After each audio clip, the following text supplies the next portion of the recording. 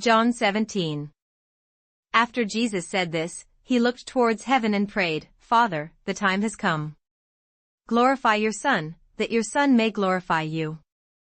For you granted him authority over all people that he might give eternal life to all those you have given him. Now this is eternal life, that they may know you, the only true God, and Jesus Christ, whom you have sent.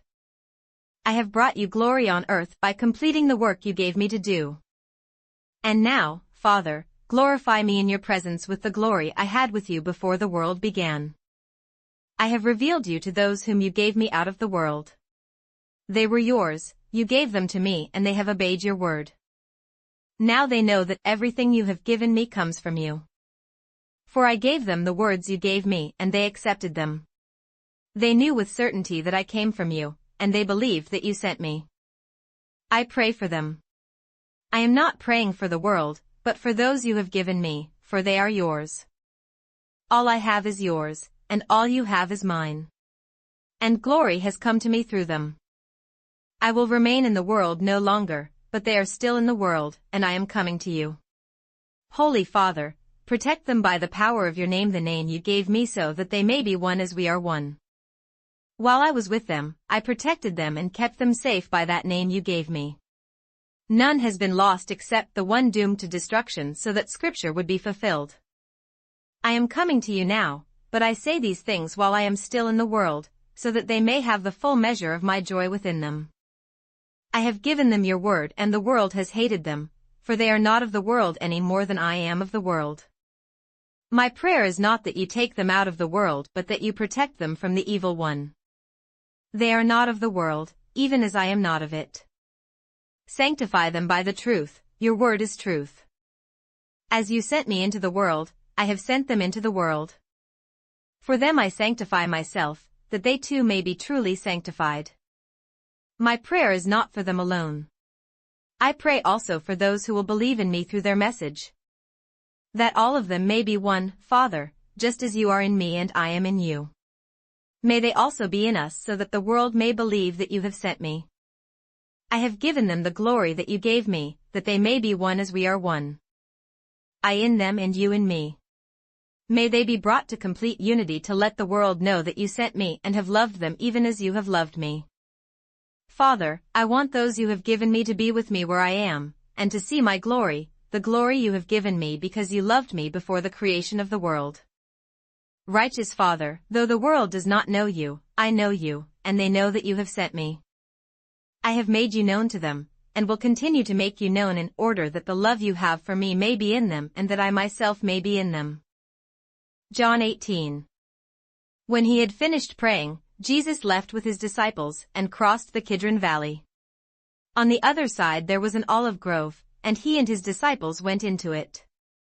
Now Judas, who betrayed him, knew the place, because Jesus had often met there with his disciples. So Judas came to the grove, guiding a detachment of soldiers and some officials from the chief priests and Pharisees. They were carrying torches, lanterns, and weapons. Jesus, knowing all that was going to happen to him, went out and asked them, "Who is it you want?" "Jesus of Nazareth," they replied. "I am he," Jesus said. And Judas the traitor was standing there with them. When Jesus said, "I am he," they drew back and fell to the ground. Again he asked them, "Who is it you want?" And they said, "Jesus of Nazareth." "I told you that I am he," Jesus answered. "If you are looking for me, then let these men go." This happened so that the words he had spoken would be fulfilled, "I have not lost one of those you gave me." Then Simon Peter, who had a sword, drew it and struck the high priest's servant, cutting off his right ear. The servant's name was Malchus. Jesus commanded Peter, "Put your sword away. Shall I not drink the cup the Father has given me?" Then the detachment of soldiers with its commander and the Jewish officials arrested Jesus. They bound him and brought him first to Annas, who was the father-in-law of Caiaphas, the high priest that year. Caiaphas was the one who had advised the Jews that it would be good if one man died for the people. Simon Peter and another disciple were following Jesus. Because this disciple was known to the high priest, he went with Jesus into the high priest's courtyard. but Peter had to wait outside at the door. The other disciple, who was known to the high priest, came back, spoke to the girl on duty there and brought Peter in. "You are not one of his disciples, are you?" the girl at the door asked Peter. He replied, "I am not." It was cold, and the servants and officials stood round a fire they had made to keep warm. Peter also was standing with them, warming himself. Meanwhile, the high priest questioned Jesus about his disciples and his teaching. "I have spoken openly to the world," Jesus replied. "I always taught in synagogues or at the temple, where all the Jews come together. I said nothing in secret. Why question me? Ask those who heard me. Surely they know what I said." When Jesus said this, one of the officials nearby struck him in the face. "Is this the way you answer the high priest?" he demanded. "If I said something wrong," Jesus replied, "testify as to what is wrong. But if I spoke the truth, why did you strike me?" Then Annas sent him, still bound, to Caiaphas the high priest. As Simon Peter stood warming himself, he was asked, "You are not one of his disciples, are you?" He denied it, saying, "I am not." One of the high priest's servants, a relative of the man whose ear Peter had cut off, challenged him, "Didn't I see you with him in the olive grove?" Again Peter denied it, and at that moment a cock began to crow. Then the Jews led Jesus from Caiaphas to the palace of the Roman governor. By now it was early morning, and to avoid ceremonial uncleanness the Jews did not enter the palace. They wanted to be able to eat the Passover. So Pilate came out to them and asked, "What charges are you bringing against this man?" "If he were not a criminal," they replied, "we would not have handed him over to you." Pilate said, "Take him yourselves and judge him by your own law." "But we have no right to execute anyone," the Jews objected. This happened so that the words Jesus had spoken indicating the kind of death he was going to die would be fulfilled. Pilate then went back inside the palace, summoned Jesus and asked him, "Are you the king of the Jews?" "Is that your own idea?" Jesus asked, "or did others talk to you about me?" "Am I a Jew?" Pilate replied. "It was your people and your chief priests who handed you over to me. What is it you have done?" Jesus said, "My kingdom is not of this world. If it were, my servants would fight to prevent my arrest by the Jews. But now my kingdom is from another place." "You are a king, then," said Pilate. Jesus answered, "You are right in saying I am a king. In fact, for this reason I was born, and for this I came into the world, to testify to the truth. Everyone on the side of truth listens to me." "What is truth?" Pilate asked. With this he went out again to the Jews and said, "I find no basis for a charge against him. But it is your custom for me to release to you one prisoner at the time of the Passover. Do you want me to release the king of the Jews?" They shouted back, "No, not him. Give us Barabbas." Now Barabbas had taken part in a rebellion. Leviticus 5. If a person sins because he does not speak up when he hears a public charge to testify regarding something he has seen or learned about, he will be held responsible. Or if a person touches anything ceremonially unclean, whether the carcasses of unclean wild animals or of unclean livestock or of unclean creatures that move along the ground even though he is unaware of it, he has become unclean and is guilty. Or if he touches human uncleanness, anything that would make him unclean even though he is unaware of it, when he learns of it he will be guilty. Or if a person thoughtlessly takes an oath to do anything, whether good or evil, in any matter one might carelessly swear about even though he is unaware of it, in any case when he learns of it he will be guilty.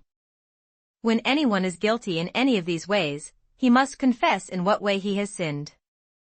And, as a penalty for the sin he has committed, he must bring to the Lord a female lamb or goat from the flock as a sin offering, and the priest shall make atonement for him for his sin. If he cannot afford a lamb, he is to bring 2 doves or 2 young pigeons to the Lord as a penalty for his sin, one for a sin offering and the other for a burnt offering. He is to bring them to the priest, who shall first offer the one for the sin offering. He is to wring its head from its neck, not severing it completely, and is to sprinkle some of the blood of the sin offering against the side of the altar, the rest of the blood must be drained out at the base of the altar. It is a sin offering. The priest shall then offer the other as a burnt offering in the prescribed way and make atonement for him for the sin he has committed, and he will be forgiven. If, however, he cannot afford 2 doves or 2 young pigeons, he is to bring as an offering for his sin 1/10 of an ephah of fine flour for a sin offering. He must not put oil or incense on it, because it is a sin offering. He is to bring it to the priest, who shall take a handful of it as a memorial portion and burn it on the altar on top of the offerings made to the Lord by fire. It is a sin offering. In this way the priest will make atonement for him for any of these sins he has committed, and he will be forgiven. The rest of the offering will belong to the priest, as in the case of the grain offering.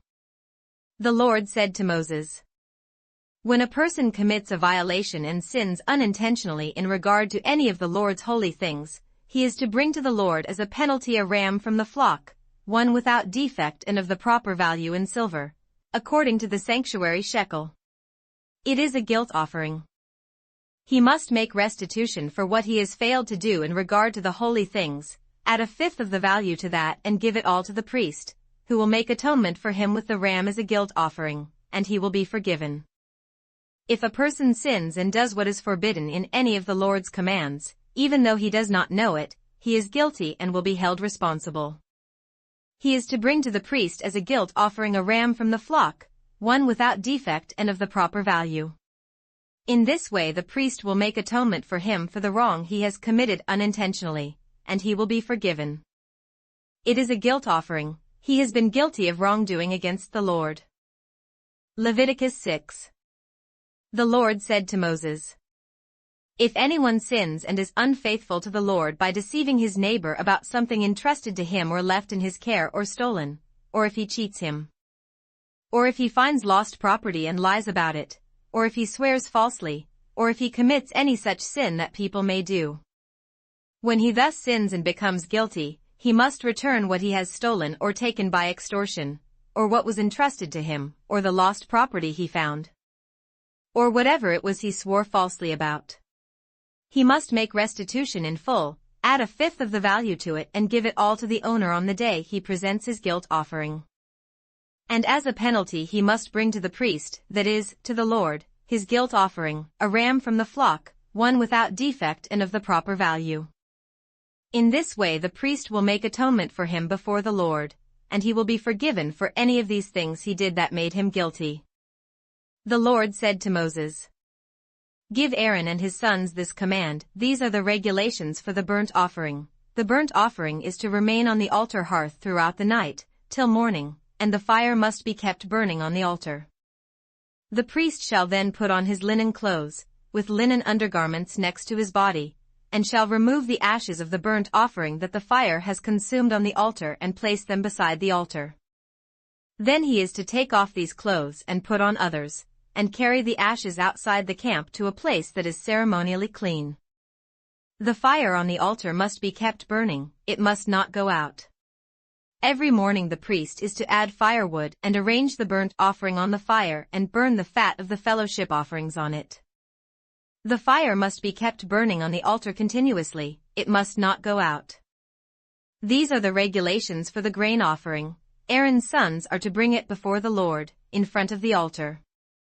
The priest is to take a handful of fine flour and oil, together with all the incense on the grain offering, and burn the memorial portion on the altar as an aroma pleasing to the Lord. Aaron and his sons shall eat the rest of it, but it is to be eaten without yeast in a holy place. They are to eat it in the courtyard of the tent of meeting. It must not be baked with yeast. I have given it as their share of the offerings made to me by fire. Like the sin offering and the guilt offering, it is most holy. Any male descendant of Aaron may eat it. It is his regular share of the offerings made to the Lord by fire for the generations to come. Whatever touches it will become holy. The Lord also said to Moses, "This is the offering Aaron and his sons are to bring to the Lord on the day he is anointed, 1/10 of an ephah of fine flour as a regular grain offering, half of it in the morning and half in the evening. Prepare it with oil on a griddle, bring it well mixed and present the grain offering broken in pieces as an aroma pleasing to the Lord. The son who is to succeed him as anointed priest shall prepare it. It is the Lord's regular share and is to be burned completely. Every grain offering of a priest shall be burned completely, it must not be eaten. The Lord said to Moses, "Say to Aaron and his sons, these are the regulations for the sin offering. The sin offering is to be slaughtered before the Lord in the place where the burnt offering is slaughtered. It is most holy. The priest who offers it shall eat it. It is to be eaten in a holy place, in the courtyard of the tent of meeting. Whatever touches any of the flesh will become holy, and if any of the blood is spattered on a garment, you must wash it in a holy place. The clay pot that the meat is cooked in must be broken, but if it is cooked in a bronze pot, the pot is to be scoured and rinsed with water. Any male in a priest's family may eat it, it is most holy. But any sin offering whose blood is brought into the tent of meeting to make atonement in the holy place must not be eaten, it must be burned." Psalms 48. A song. A psalm of the sons of Korah. Great is the Lord, and most worthy of praise, in the city of our God, his holy mountain. It is beautiful in its loftiness, the joy of the whole earth. Like the utmost heights of Zaphon is Mount Zion, the city of the great King. God is in her citadels, he has shown himself to be her fortress. When the kings joined forces, when they advanced together, they saw her, and were astounded, they fled in terror. Trembling seized them there, pain like that of a woman in labor. You destroyed them like ships of Tarshish shattered by an east wind. As we have heard, so have we seen in the city of the Lord Almighty, in the city of our God, God makes her secure forever. Selah. Within your temple, O God, we meditate on your unfailing love. Like your name, O God, your praise reaches to the ends of the earth, your right hand is filled with righteousness. Mount Zion rejoices, the villages of Judah are glad because of your judgments. Walk about Zion, go round her, count her towers. Consider well her ramparts, view her citadels, that you may tell of them to the next generation. For this God is our God forever and ever, he will be our guide even to the end.